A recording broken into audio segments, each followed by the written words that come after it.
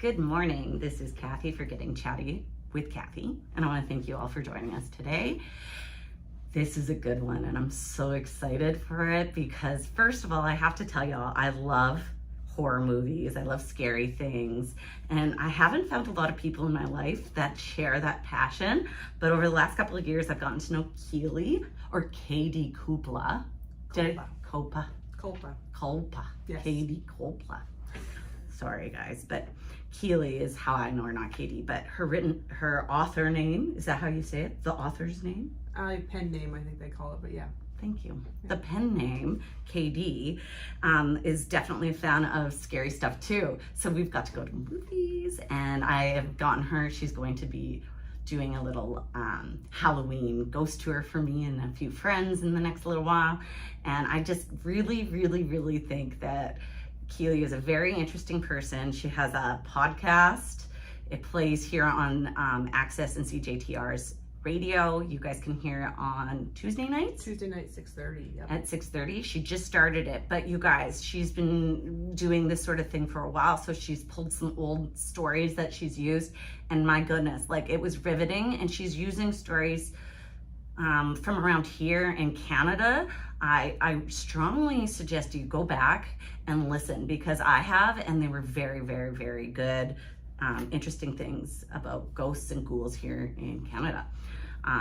But on the fictional side, we have a very exciting thing to talk about. So tell us, Keely, what's going on with this book right here?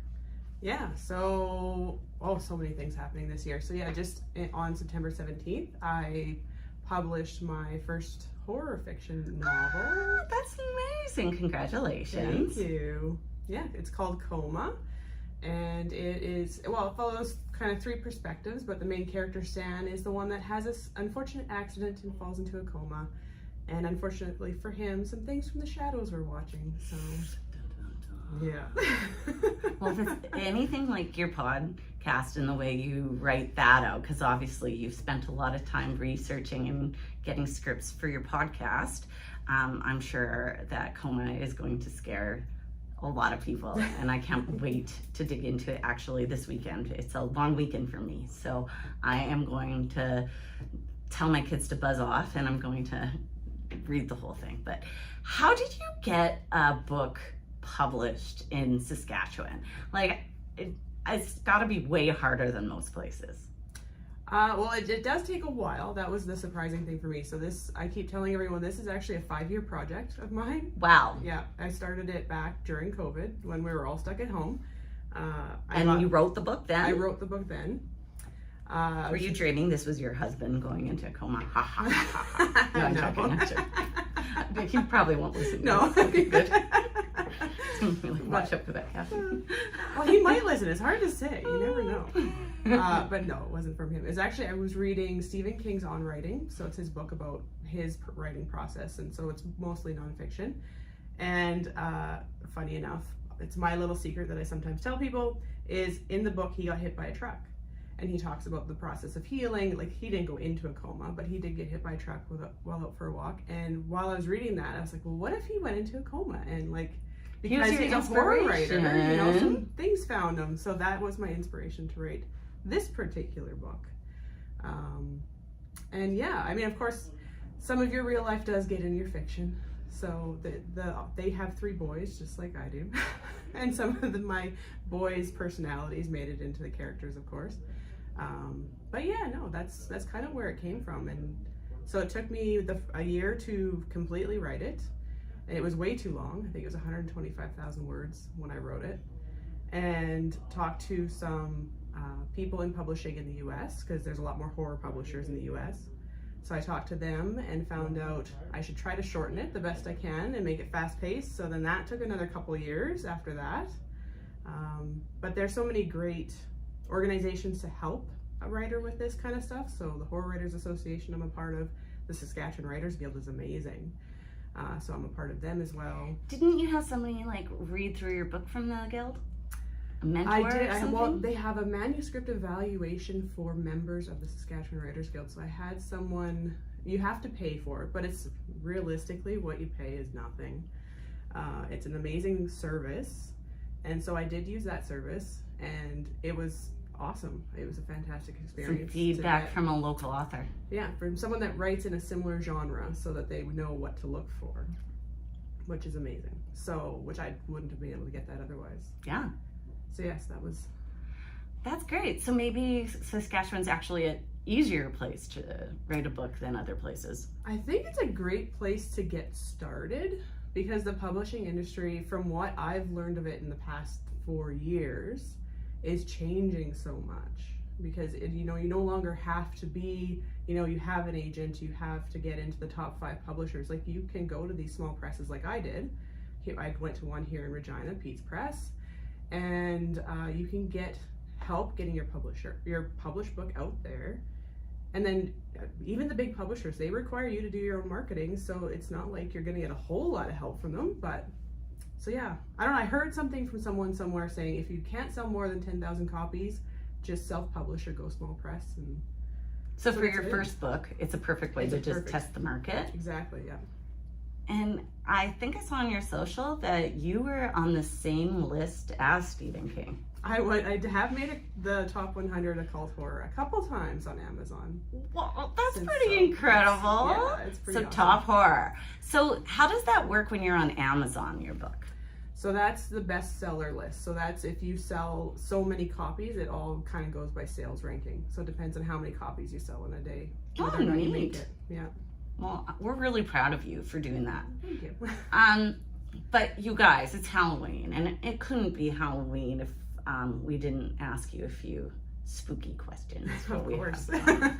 So when I was listening to your podcast, you yourself said that, you've experienced some paranormal activity.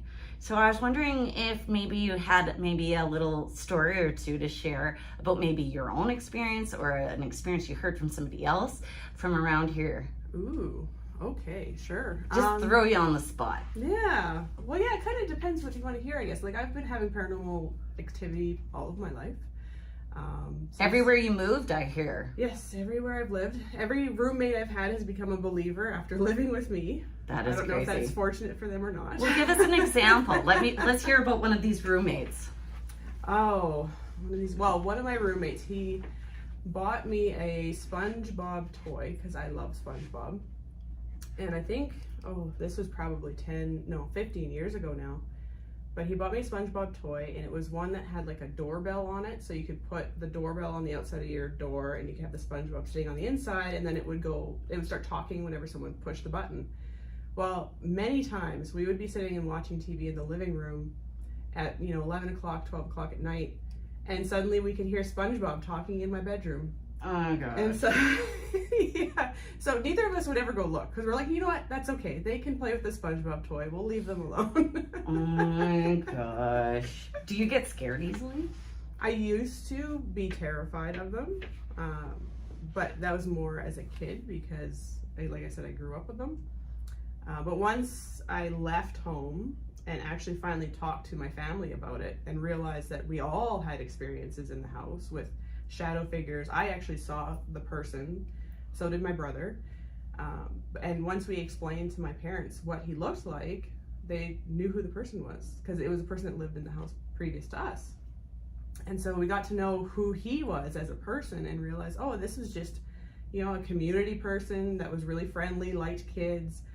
And when I looked back to my experiences with him, it was always, him waving around a corner or making a face at me. And I realized, he just wanted to be, acknowledged and have fun and to make me laugh. Like, he wasn't trying to terrify me like I thought he was.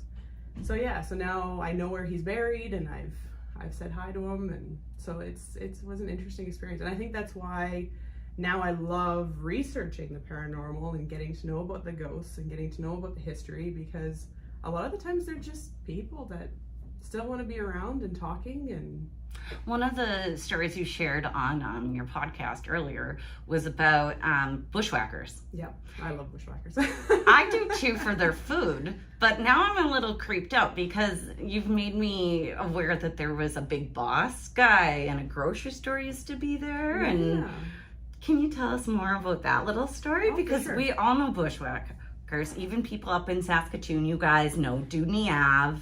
And if you ever want to get like a solid beer, some really good French fries or nachos, like this is the place to go. Or cheesecake. I love their cheesecake. Oh, lactose intolerant. Oh, no. I avoid it like the plague, but I have had it there. Yeah. And it is good. It is very good. Well, and it is an old building. And like for those of you that aren't familiar with Regina's like history, we had a tornado that ripped through there in It was 1912, I believe. 1912. Yeah. And bushwhackers survived. Like the building. No, No? the building's new as of 1912. Oh, I Yeah. thought that was like we could see the damage.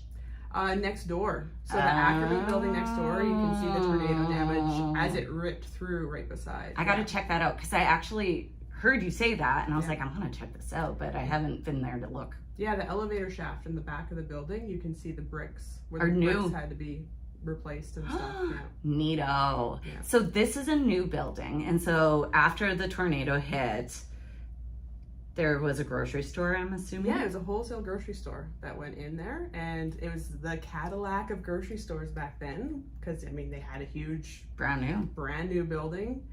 6 floors, I think it is, isn't it? I can't remember off the top of my head, but something like that, yeah. Beautiful building. Oh, it's a beautiful building.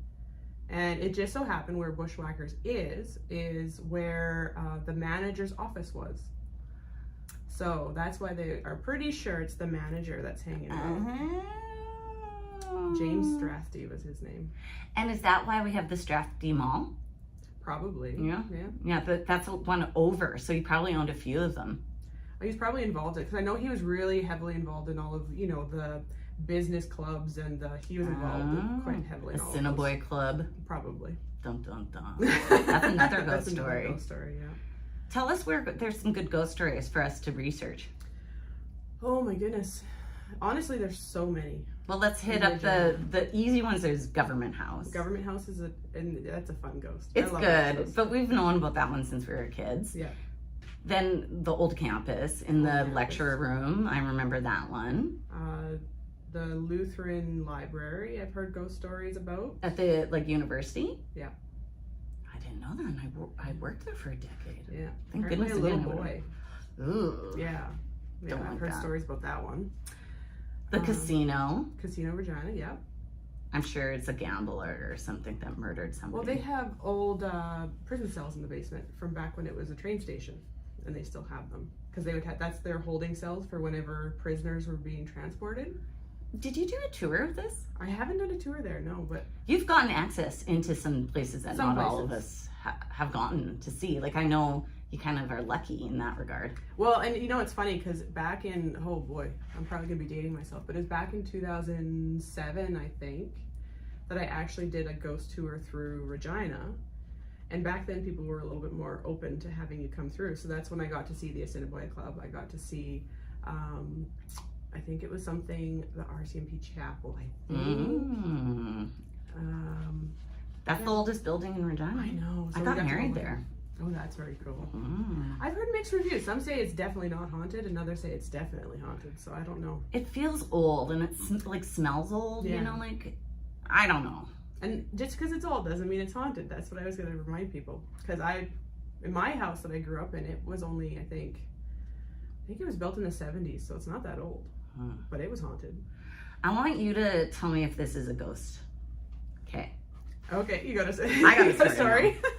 I got a story. Okay, so many moons ago, I used to live downtown do you know where the chateau is? It's like if you take Scar Street, but you keep on going farther and there's a park like past Vic Ave. You're gonna keep on going down and then there's like a park right there. Oh, okay. And there's two really old apartment buildings that match each other. Yeah. And they're like a reddy brown brick and they're like maybe 3 stories high. Yeah. And they're old.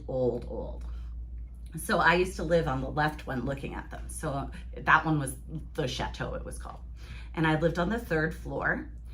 And of course there was no elevators. Like this is an old building. And also I lived there and I'm dating myself. I had a phone line. Like I didn't have a cell phone necessarily. Okay. So like maybe I had a cell phone at the time, but I still had a phone line. And it was a little bit weird that the door, when you would want to get into the building, it would buzz. Oh. Like you want to get buzzed in. Yeah. But like I would just walk up to the door with my keys to like get in, and it would buzz, and the door would allow me to get in. So that's what my dad said. My dad was like, "Don't tell me that some creepy dude is watching you come in and out of the building, and they're letting you in." And I was like, well, maybe, but like, who has time to watch people and buzz them in? Like, nobody's doing that. And it happened frequently, like frequently. Oh. And I know myself, I never liked going into the basement. It creeped the hell out of me, and nobody really did. And there was laundry there. I didn't even do it there. I was like, I gotta go somewhere else. So when I was moving out of there to like a new place, I had packed up all of my belongings in their boxes. And again, I had like a wireless phone because I had a phone line. Yeah. So I'm walking out of that door that would buzz me in all the time. And my phone is wrapped in like the cords all around it. It's not plugged into a wall, nothing. Yeah. It starts ringing when I walked out of the building. Yeah. What do you think? Oh, someone's saying goodbye to you. Fact. That did happen to me. Yeah, no, that does sound like something. Someone was saying goodbye. Or maybe we're sad you were leaving or trying to tell you not to go. Because like, how would that phone just do that? And that's the thing too. They say that they can manipulate electronics, right? Uh-huh. So the fact that there's an electronic that started going off when not even plugged in, which is pretty cool. Right? But obviously it must have had battery in it, so. But it wasn't like plugged to have like a phone number to like make it ring. So, yeah. It was weird as heck. So that totally freaked me out. And then I remember as a teenager, another ghost story that just stayed with me because it was freaky. Yeah. And it was this guy, I went to high school with friends of mine or whatever. And he was working for his dad, and he had a shop just in the industrial area here. And he got like this call that the alarm was going off in the middle of the night. And so they go and like turn off the alarm, but they called like the security company. No, when they got there, the alarm was already off. And they're like, why is the alarm off? You guys just called us and we just got here and it's not on. And they're like, oh, somebody put the code in. And we're like, what? And then the code was the old owner who had died. Oh, no way. Yeah, I got chills from that one. Yeah, those are the two ghost stories I really have. That's it. Yeah. Oh, ghosts are just so common in our house that it's just like another occurrence. Like even just the other day, my son and I were talking in my bedroom, and I have a master bathroom off of it. And it was nighttime. And suddenly he stopped mid-sentence, got up and said, I'm just going to close the bathroom door. There's a tall, skinny person watching us. And so he got up and closed it, just like it was just not a big deal. Yeah. So do you think it's like you have like a heightened awareness, like your brain's wired differently or something? I honestly don't know what it is. I have been told by like some psychics that I have a bit of a light that they can see, obviously, so are attracted to, which would explain why no matter where I've lived, I've had experiences. Like energy's drawn to you. Yeah. Or maybe they know I can sense them, or they know I can see them, or whatever it is. But yeah, so yeah, no, we've always had experiences. My sons don't like our basement either, because they said something lives down there, which my husband agrees with, because he's had things just start swinging in the middle of the night while he's sitting on his computer, like wires will start. Yeah. So he always tells them, okay, go back to bed. Well, I bet if you are heightened and aware of those sort of things, it's like the frequency of it might change because of that. Probably, yeah. Like it's like you're saying, you have a light, so it's drawn to you. Yeah. So yeah, no, we have a lot of visitors. Well, and you like it. Like you've done a ghost tour all over the place. Like I've done many of them. Yeah. So have you ever like been in a super scary building? My favorite one so far would probably be the old jail in Australia. What? Yeah. Tell us more. So I went into the first jail. Okay, sidebar, guys. Keely is like super smart, and she was working for a company in Australia for like computer engineering. That was for we were doing reclamation of mine sites in Australia. So yeah, building. My eyes glazed over. Like they literally did. It was really riveting. So on the side, you're like, let's go check out this like super haunted prison. I did it. I've been doing it for fun for years. Okay. This is crazy. So how do you like meet somebody and get them to take you to a prison? Well, this one, they do it every Halloween, or at least they used to. Cool. So a friend of mine, she had come down from Canada. She'd come down to live there for a year because her fiance was down there. And so we were like, well, let's meet up in Melbourne and we'll go to this old jail and check out this ghost tour. And I was like, awesome, let's do it. And like, oh, it's creepy because, you know, back then they were trying out the death masks, if you've heard of them. So that's when they were trying to figure out skull structures and how if you have certain divots in your skull or certain shape to your skull, it would mean you're going to be a criminal, is what they were trying to claim at that time. So they would actually, every time an inmate died, they would take a plaster basically of their head. The death mask. The death mask. So they actually have some of the death masks of the old prisoners still in the jail that you can go look at. Did they all look similar? No.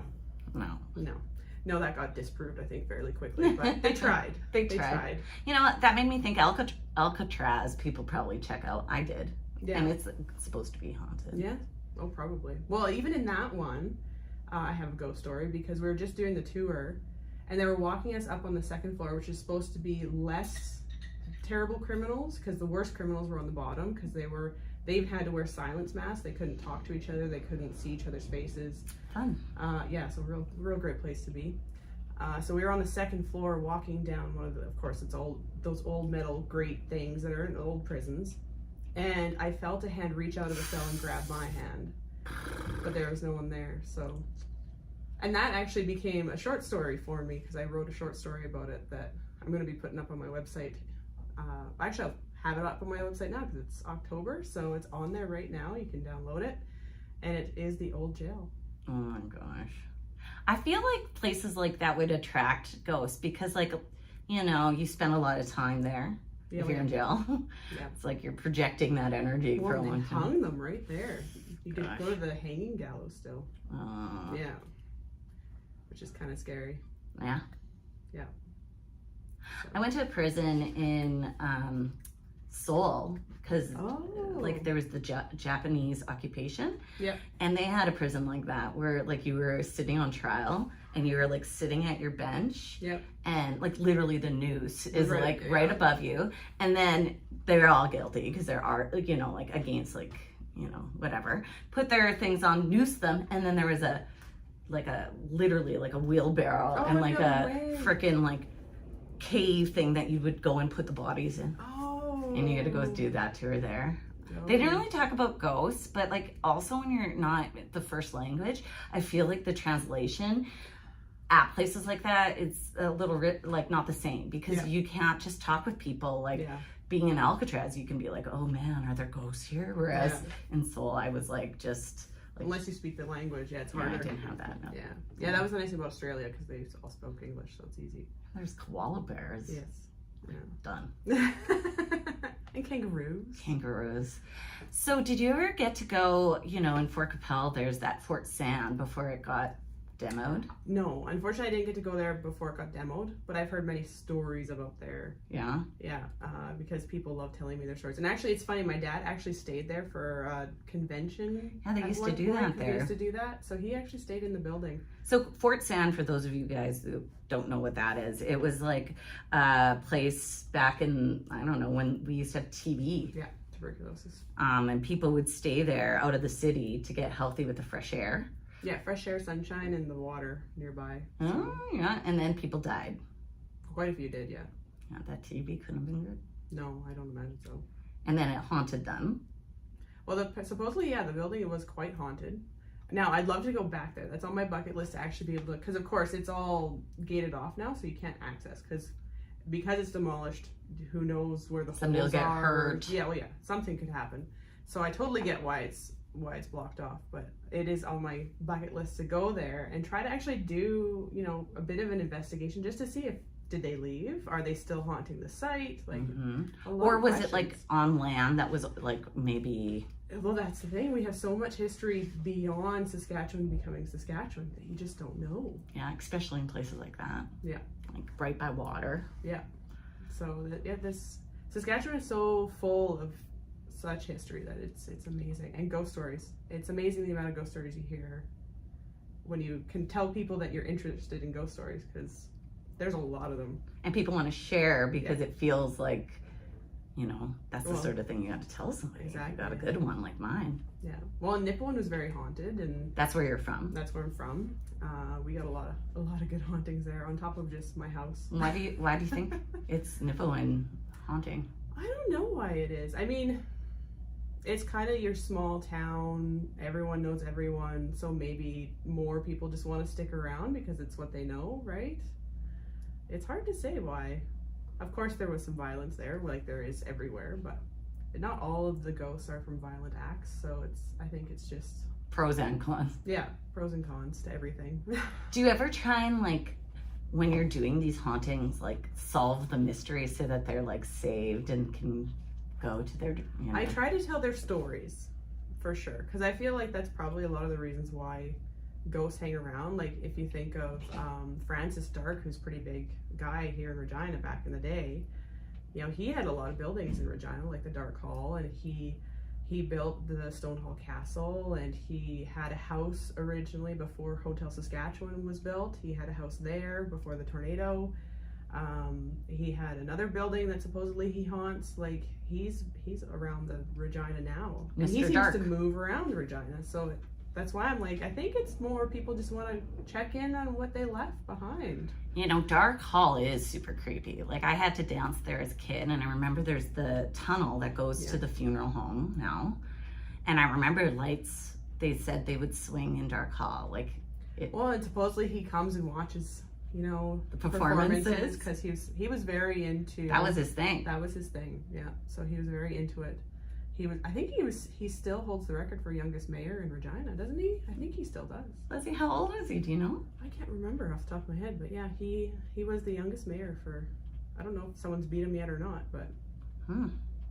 Well, you know what? I really think that Saskatchewan has many secrets and many spooky stories that we can like explore, and I'm so happy that there's somebody like you out here that's doing that. And I remember a while ago we were talking about, you know, you being a writer, and I just think it's such an incredible thing, and I think our community is here to like build you and like make you grow, because without writing stories and like creating this like Saskatchewan iconic scary things and all these sort of things that you're doing, you know, like that is like our culture. Oh, definitely, yeah. Well, and I'm hoping to actually eventually write a non-fiction book about Saskatchewan's history, but also the ghost stories and their a different stories. Take on Saskatchewan ghost stories, I'm sure. Yeah, because a lot of I have some of those old Saskatchewan ghost stories. Those. Yeah, I loved reading them, but they never really gave you the full context of who the ghost was and why. They were short stories. Yeah, they were just like stories about the hauntings. Whereas I would like to do it more from the perspective of, well, who were they? Why are they there? You want the whole thing. I want the whole thing out. Yeah. So. Well, maybe Mr. Dark can be your first one. Oh, that would be cool. It would be. Yeah. Dun, dun, dun. Well, thank you so much for coming today. I hope all of you have a really good Halloween. Spooky, spooky, spooky. Get lots of candy. Hopefully you get scared. And thanks for sitting through our stories today. You guys take care out there. Bye now.